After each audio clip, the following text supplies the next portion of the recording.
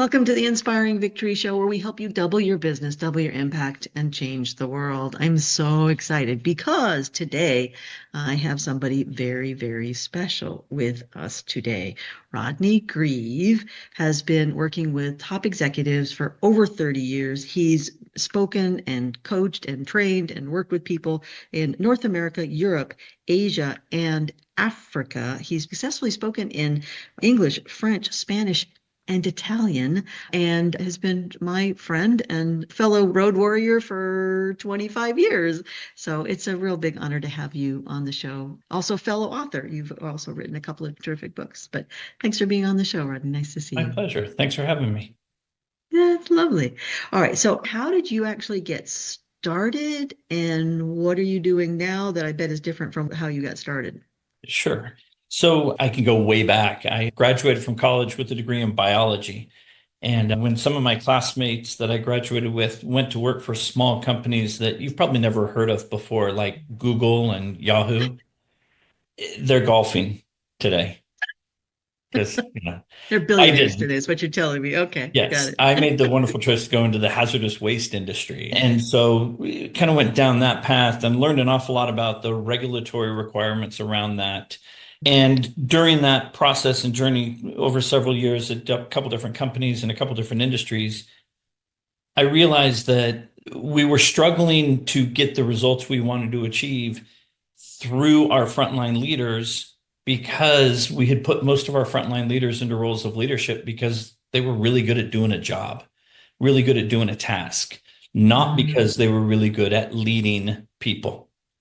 And so within the organization I was working with at the time, we took a step back and said, how do we help them become more effective leaders? How do we help them better communicate our expectations? How do we get them to be better at influencing behaviors to get people to do the things we wanted them to do? And at the time, my particular focus was on workplace safety. And you think about safety is all about getting people to make decisions that are sometimes counterintuitive to what they would normally do. We ask people to do things in the work environment from a safety standpoint that they don't do at home.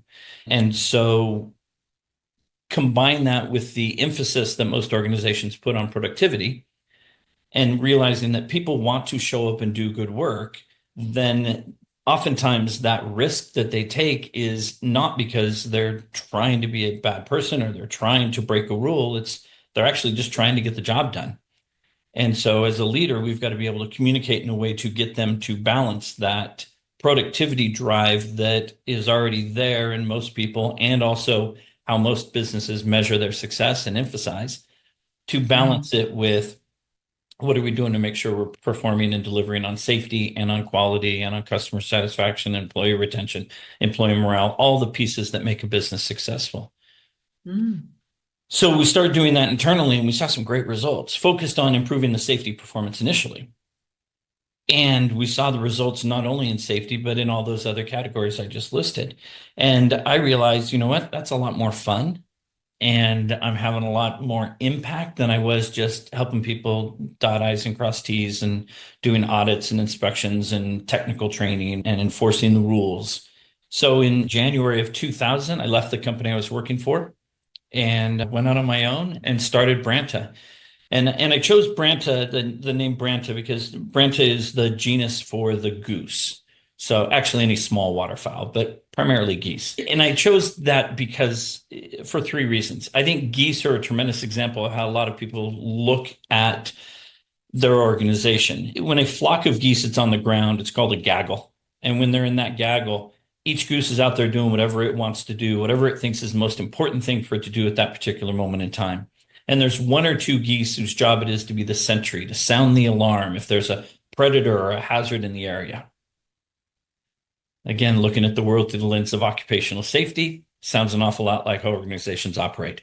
Everybody's out there doing what they think they need to do to get a job done. And there's one or Hmm. two people out there with safety on their shirt or safety on their business card saying, hey, better not do that, better follow this rule, do it this way. When that flock Yeah. takes off, it's no longer called a gaggle, it's now called a skein when they fly in that V formation. And when they fly in that V formation, they fly 72% further than if they flew by themselves.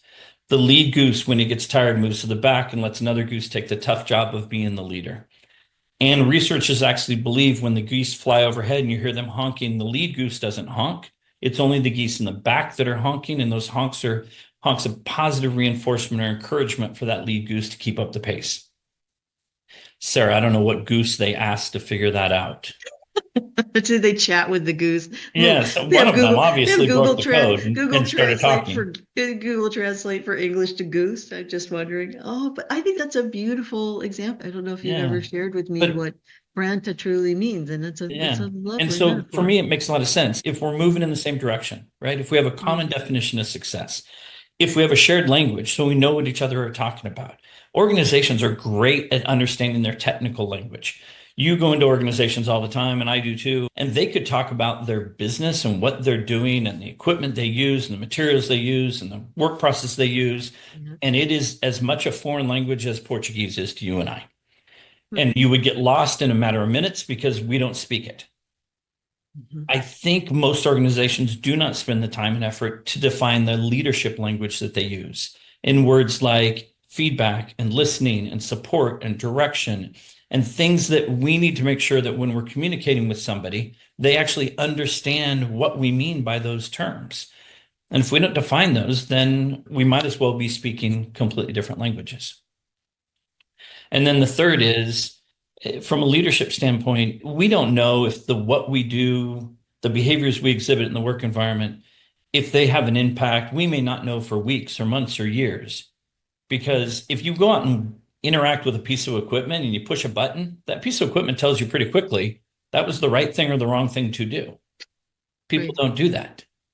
And No. so, unless we're willing to increase the amount of and effectiveness of the feedback we're willing to give and receive in the work environment, and it's not about creating another program or another form or another checklist or another reward program, or it's about just being willing to be honest and to recognize when I do provide somebody with some negative feedback, it's Mhm. because I care about their success and I want them to be successful. And because we don't often know that what the impact we're having when we're in the moment. Wow. So, I love that. I really do. I really do love that. That's well, lovely. thank you. So that's a little Well, deviation on the trek. So I thought that's it where was I very started the interesting. organization. That's how you Um, started, and that great name. and then as part of my process, I went through the Dale Carnegie program and became a facilitator for Carnegie. It was very short-lived, but a great experience because I think it's just an Um, absolutely brilliant program the way they have it designed. Everybody should go through all of those programs are really, Yeah. really good. Yeah. And then for the last 25 years, I've been, as you mentioned, traveling around the world, working actually primarily with frontline leaders, those leaders who are the ones who don't get all the executive coaching and go to the Harvard Business School. They're the ones who are put in those roles because we need somebody to translate the message Mm, into the work. And right. who don't get those opportunities to develop those skills. They just get thrown in and told, "Hey, you're in charge. Good luck." Good luck. Right. Yeah. Here's a You're a leader yeah, now. Yeah. and Get here's used to a it binder of rules and regulations and policies, procedures you've got to make other people follow. and memorize all 10,000 of them by Monday. Yep. Yeah. Yep. Well, yeah, you've got a lot of people, like you said, who were, great at running a machine or were great at doing sales or whatever it is. And then all of a sudden there's, well, that means you can be a leader, but those are very different skills. Oh, And I really absolutely. don't think anybody's born, goo goo, gaga. No, and how to lead a great big team of people. I mean, No, nobody. And it does take so much courage and so much training. And it's an art form. It's something you hope to get better at every single day. That is my goal in life right now, is absolutely. to be the leader that my amazing team deserves. You're absolutely right that it's a double-edged sword and a double-edged failure sword, I should say. Mm, mm, And we do it in operations, we do it in sales, we do it in engineering, we do it in hmm every aspect of the business. We take the person who's really good at delivering the results and we say, "Hey, you're hmm really good at delivering the results. Now you're in charge." Now the problem is you just took your best salesperson and made them your sales manager, but not given And them they the may not, skills and tools to be a good manager, a good leader. And so now they may not want that. they may They not may want it. not like that. And now you've lost your best salesperson. And they're usually very different skills. So even if they want to and they have an aptitude for it, they're going to need training and guidance to be able to do that, which is where you come in for Yeah. sure. And we'll talk about it a little later, but I think Mhm. unfortunately, sometimes that knowledge that somebody Mm. has because they're really good at doing a task gets in their Mm. way of being an effective leader. Really? Tell me about that. Like if they were used to running a particular machine and they're the best at it in the whole company, and now you've got them as a leader, and the problem arises because. So let me tell you a story to kind of set this whole up. At the time, I lived in California and I was on my way actually to Cincinnati, Ohio, to work with a client there. Mhm. And to get from Sacramento, where I lived at the time, to Cincinnati, I had to fly through Denver. And so I'm in Denver at the airport waiting to board our flight. And they announce that we're ready to start boarding. And everybody jumps up out of their chairs and they rush up to the gate to get on the plane, even though last time I checked, when that plane lands, we all get there at the same time. Right. And so I get my way through the crowd. I scan my ticket. I'm heading down the jetway to get on the plane. And we're backed up because somebody's trying to put their entire life up into the overhead bin. And so we're not backed up. I'm sorry. I'm getting onto a couple of my pet peeves there about airline You're not the travel. only one. I get it. When you travel a lot, it becomes more of an issue. Yeah. So I'm a leaner. So if there's something for me to lean against, I Mm. will lean against it. And on a jet bridge, there are handrails that usually run the length of the jet bridge. And so I'm stuck there because we can't get on the plane. And so I turn sideways and I lean against that handrail. And that way I can Right. see when I can get on the board the plane and I can also see the people walking down the jetway behind me.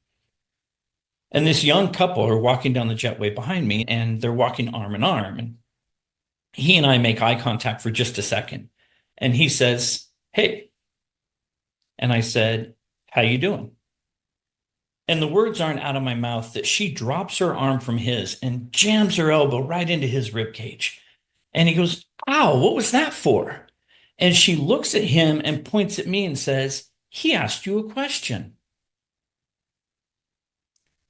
And before he could respond, I looked at her and I said, "That's okay, because I don't care." And it's Not not that I that don't it's not that care. it's not that critical a bit of It information. isn't. And it's just my way of saying hi, right?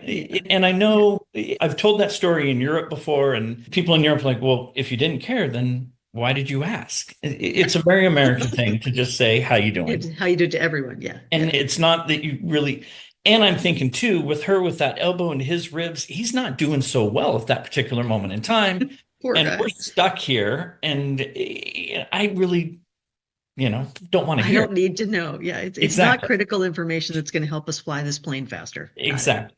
So I get to Cincinnati and I'm working with some senior leaders at a Hmm. gypsum board manufacturing plant. Hmm. And I told that story and they Hmm. chuckle. And then one of them stops and says, "Hold on a second. That's exactly what we do.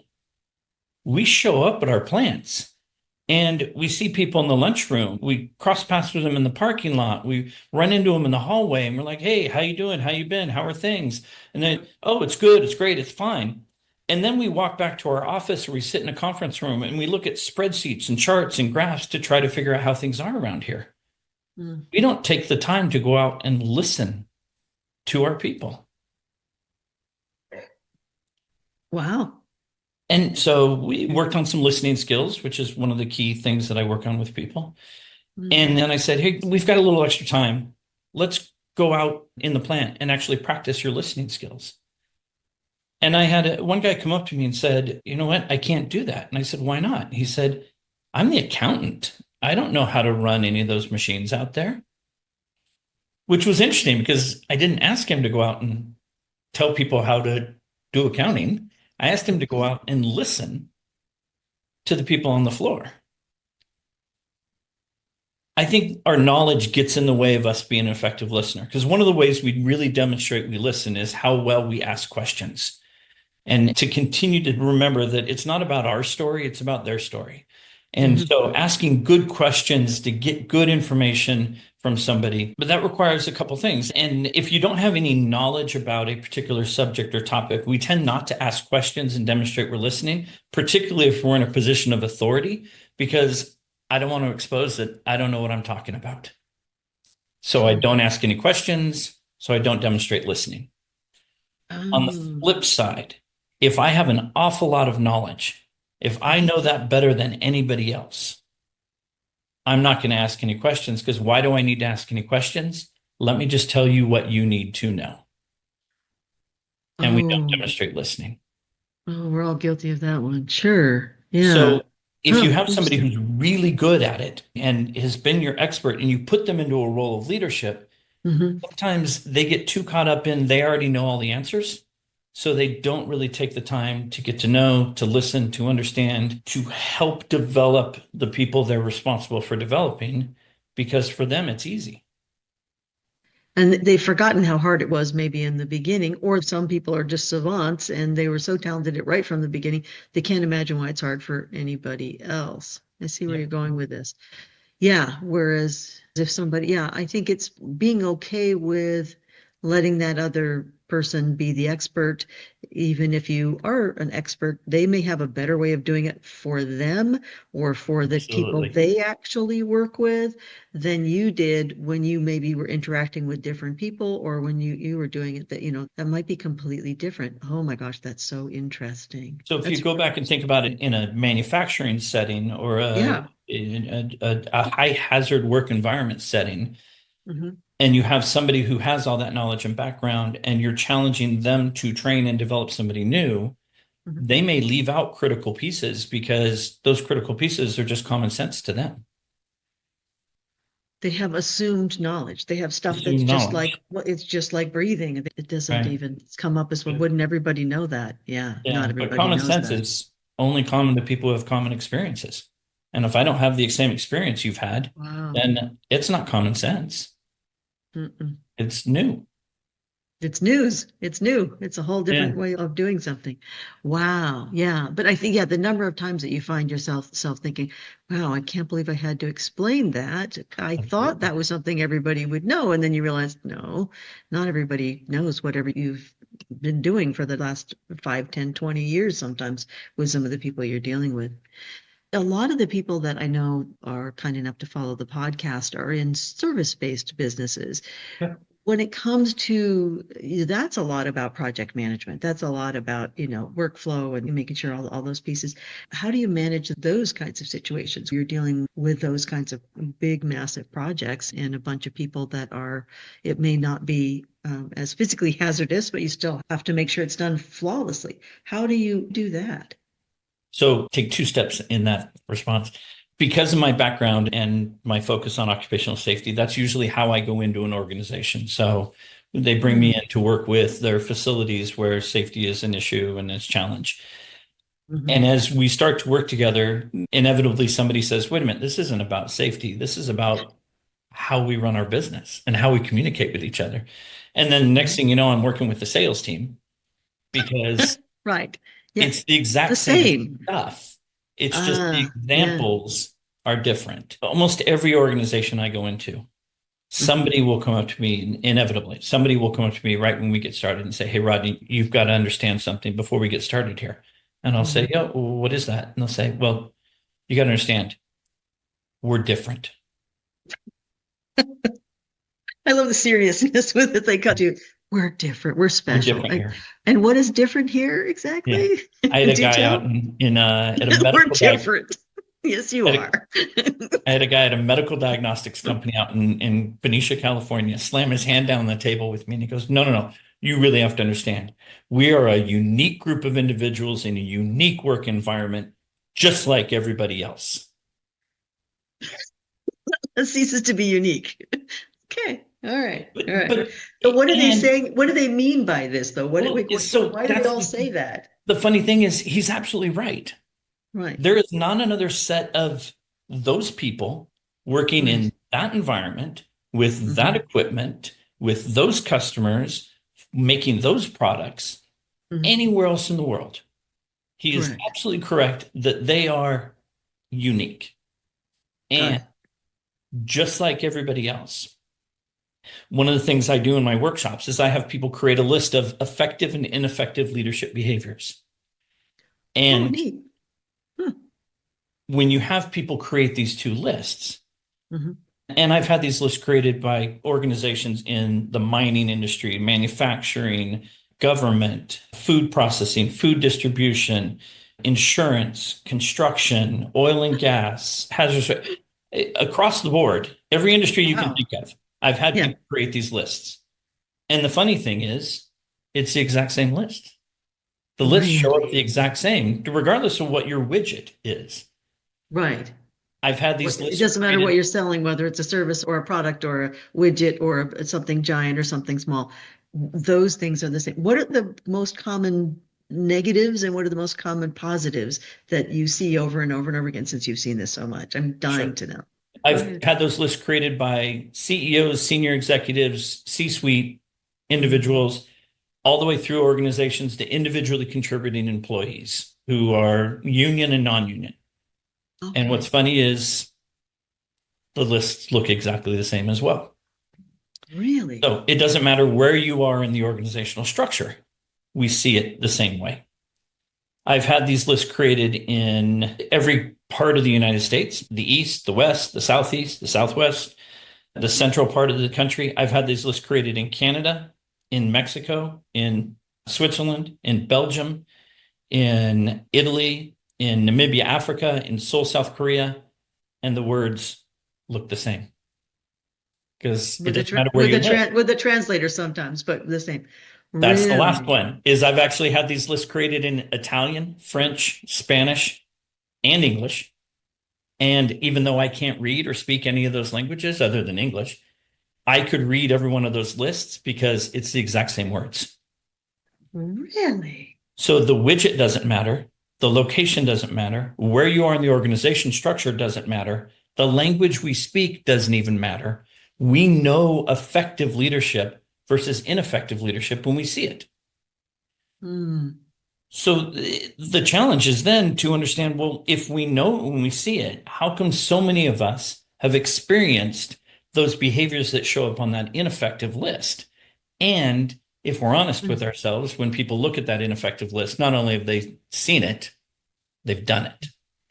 Of And it's course. understanding that the exact same behaviors are on both lists. So you asked, what shows up consistently on both lists?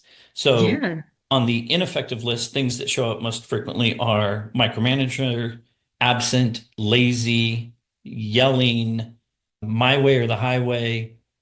Mhm. So some very powerful negative behaviors, perceived behaviors.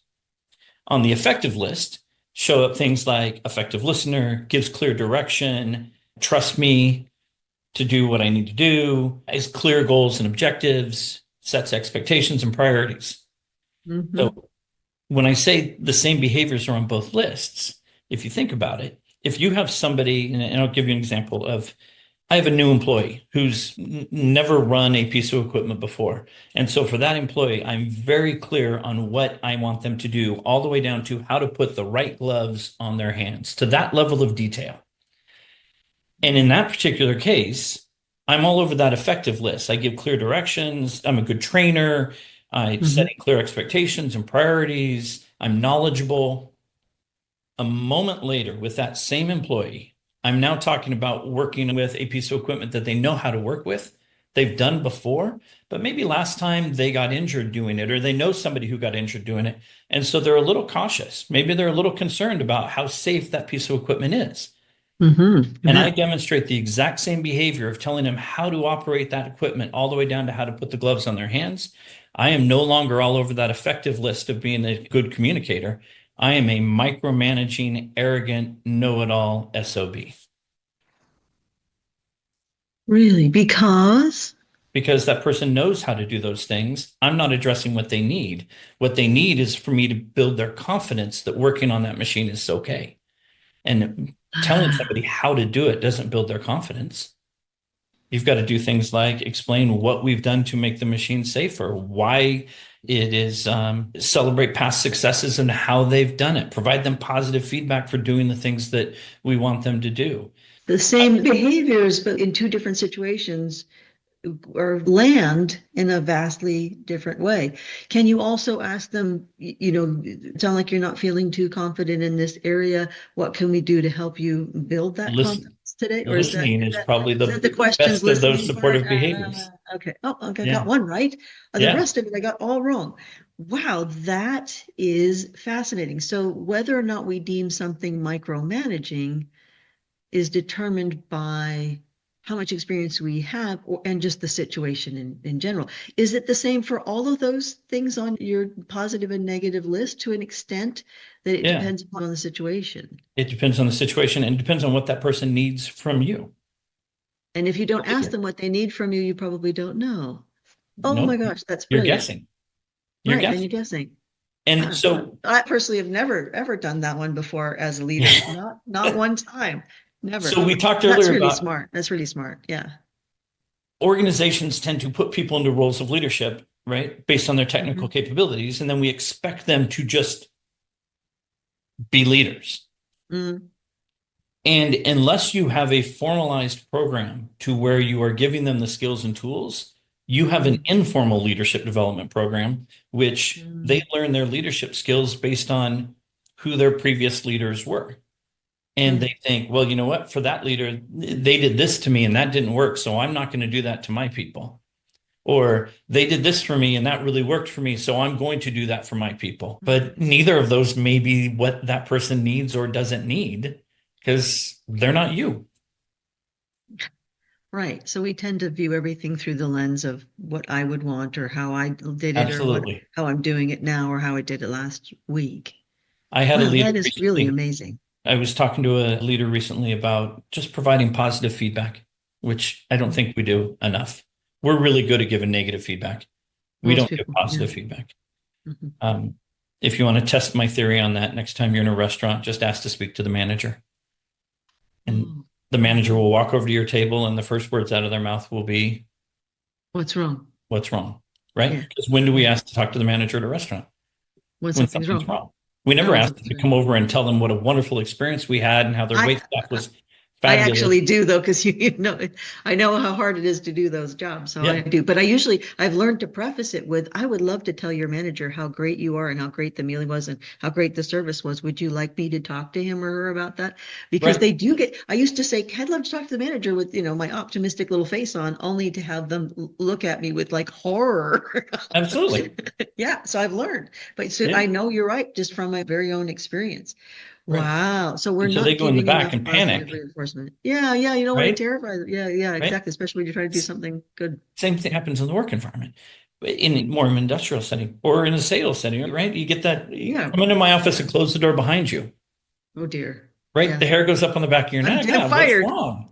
And What did now I I may do? just want to share something with you that I think is interesting or is personal to me. And I just wanted to have a conversation, but I got to get you back off that emotional cliff to listen to what I have to say because you're already thinking, uh-oh, what's happening? That comes back to having that common language, right? And making sure we have a language that people understand and not just let our behaviors define the languages we use. Oh, interesting, interesting, interesting. I am so incredibly honored to have you as a part of the Inspiring Victory tribe at the Inspiring Victory Show. Please do us a favor. We really need your help. Please like, subscribe, share, write a comment. It makes a huge difference with how many people we can reach here at the Inspiring Victory Show, and it makes a big difference to me personally. I want to make sure that we're providing content to as many people as we possibly can so they can grow and succeed. So we'd love to have you continue your membership here at the Inspiring Victory Show. It's free. Helping us out costs nothing, but it makes a huge difference in how many people we can help. So double your business, double your impact, and change the world. And thank you so much for being a part of this extraordinary community. Thank you. So, what is some advice that you received over the years that you have found particularly helpful in your work or with helping people be better leaders or be better with safety or all those things? Sure. So I can think of three. One is I'll go back to my Carnegie days. And Dale Carnegie says a person's name is the sweetest sound in any language. Yep. And I love that. I work really hard to Book. remember people's names. And it is powerful. When I can walk back into an organization 6 months after doing a workshop with them and see somebody in the hallway and say their name, people are absolutely blown away. When I do workshops, I have people do introductions at the beginning of the workshop because It's amazing how oftentimes I'll do a workshop with an organization, people who work in the same building, and then as they're doing the introductions, one of them will look to the other one and go, "Oh, I've sent you a bunch of emails, but we've never met. I didn't know who you were." And so, what a Wow. wasted opportunity to bring people Mhm. together if you don't give them an opportunity to interact with each other and to meet each other. You got to know more about the people you work with, and they show up at the beginning of their day and go home at the end of it. And so, that's a great opportunity. A little sidebar there. So, use people's names. It is a surprisingly powerful thing. Absolutely. Yeah. Number two piece of advice actually came from you, and that was twofold. One was to write a book. Mhm. Never thought I would write a book, Made you an expert. Yeah. And and you already and were, but people yeah, didn't. it It's a makes you good the book expert. too. You've literally written the book on the topic, and Beat that yep, competition. Yeah. yep. And then, kind of in the subtext of that, your piece of advice of don't let the facts get in the way of the truth. It was the piece of advice that I've always kept Yeah. from when we Yeah. worked together. Yeah. Third kind of falls back into our little family lore on within our family. The saying of you never know who's on deck. So in other words, show up your best because you never know who's watching. And don't Mhm. wait for just the important people to be in the room because you never know who. And I learned that lesson. And fortunately, I had that lesson from Hudson's experience. This was years ago. I was at a conference and I had dinner with a prospective client the night before I was presenting at the conference. And I thought we had a great dinner. We connected, we clicked, everything was great. He said, "Great, I'll see you tomorrow for your breakout session." I'm like, perfect, looking forward to it. Real big opportunity work wise.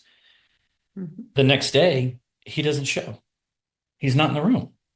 And so now my head's spinning of, did I screw it up? What happened? Because he said he was going to be there and I thought it went great. And what did I miss? So ended up doing some work with him. And it took me a couple months of doing work with him and to build a relationship with him that I finally said to him one day, I said, "Hey, you know what? I have a question for you.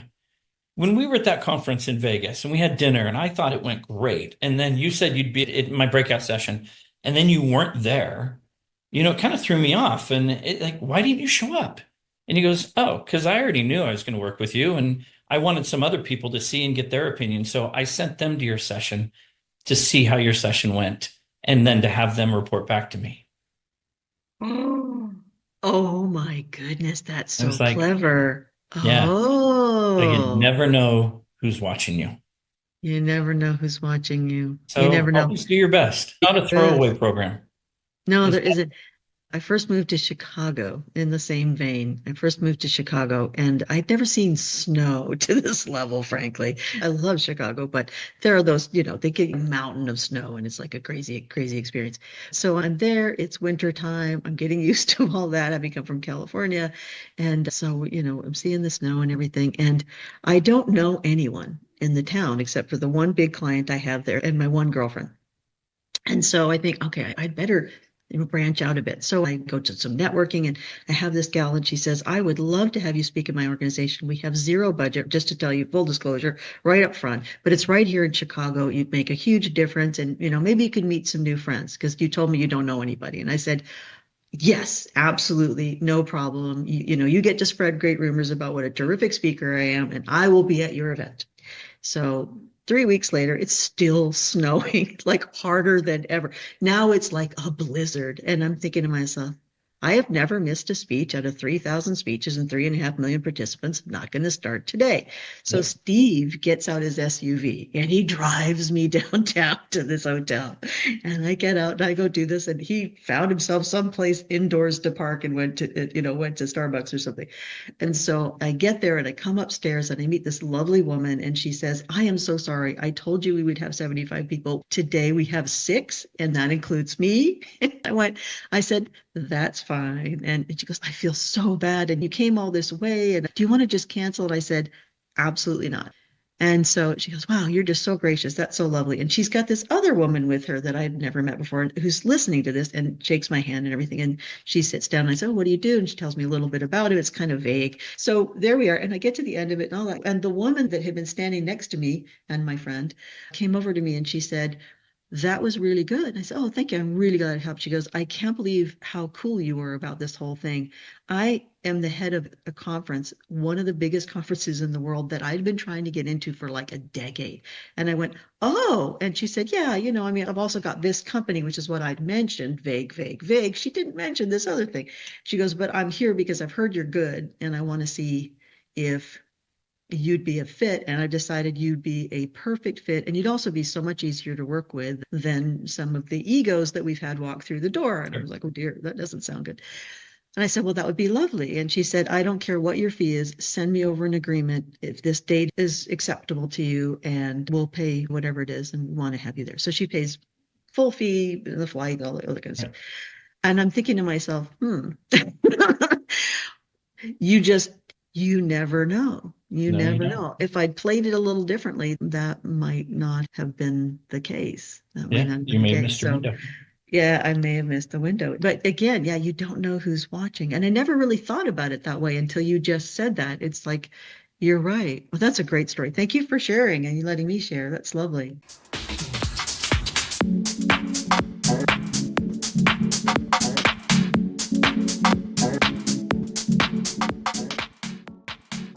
Let's take a moment to thank our sponsor, Meritess Bott of Bott & Associates. I'm so honored to get to be with our wonderful sponsor for the Inspiring Victory Show. And I want to make sure you know a little bit more about her and about what they do, because I think it'd be really helpful for all of us as business people and just in our personal lives. Meritess does a lot of speaking, as many of you probably know, but I love one of the speeches that she's famous for, which is A Generous Legacy, the Power of Future-Proofing Your Business and your personal life. And that's really what you are all about. So I want to talk a little bit about that with you. And can you give us an example of somebody who's come to you and how you were able to help them that might be able to help all of us as we navigate our financial planning as well as our estate planning for business and for personal? Yeah, I'd love to. Well, thank you for having me, Sarah. I appreciate it. We do a lot of estate planning, obviously, as well as the financial planning for our clients. And a story that I think is a great way to showcase what we do is this wonderful couple that we met back in, I want to say 2015. They came in for a consultation. So they are certainly a wonderful couple, blended family. So second marriage for both of them. He has children and she does not. Basically, they were saying to me, Meritess, I really want my estate plan to be secure. I want it to be ironclad so it goes to the right people. Particularly the wife was concerned that this money goes to her charities, which she was very, very active in and volunteers quite a bit. She puts her hard-earned money with them. And she also wants to make sure her husband is taken care of as well. So she wanted to do both objectives at the same time. We were like, of course we can help you with that. We want to make sure that we write everything down and just like you said, make it ironclad so that there's no contest. There's nobody trying to get to the money inappropriately. Right. So we created a wonderful estate plan for them. So that was 2015. Now, sadly, she unexpectedly passed a few years later. And her surviving spouse came to us and he really needed help. He was so, of course, distraught and super, super sad. But he was also very concerned about the financial pieces. He wasn't that familiar with financial instruments.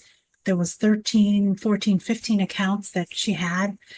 And of course, he was like, I'm confused. What do I do with all of this? So we said, okay, we're going to take care of you. We got this.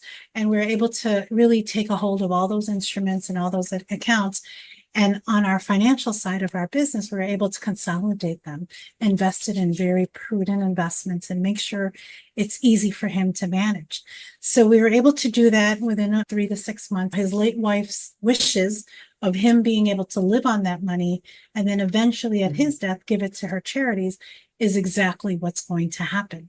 So wonderful to be able to plan it properly, give her peace of mind. A few years later, we're honoring 100% of her wishes. This money is not going to go to anybody inappropriately. And her beneficiaries, her charities, are going to be so happy to be able to get this money upon his death because he is still able to live on that income. So I love those stories because to me, we work so hard. we sacrifice daily, right? We work so hard, and we want to be able to take our money and be able to give it to people that we love and charities that we believe in. Well, thank you very much for sharing that with us. I always enjoy spending time with you. And yeah, you're one of the people I always find so much value in talking to. You're just walking integrity, and you're a good soul, and you Thank help you so people. You much, help Sarah. people. So thank I you for appreciate being on the show again, and for sharing with us, and for always doing such a great job for everybody. And now that you're able to do even more and be more of a one-stop shop to help people with all these different issues, I think your company and you are even more valuable. Thank you so much. Always Thank lovely to see you. you. Meritess Bot and Appreciate it. Associates. If it's something that you need, be sure and contact Meritess right away. Thank you.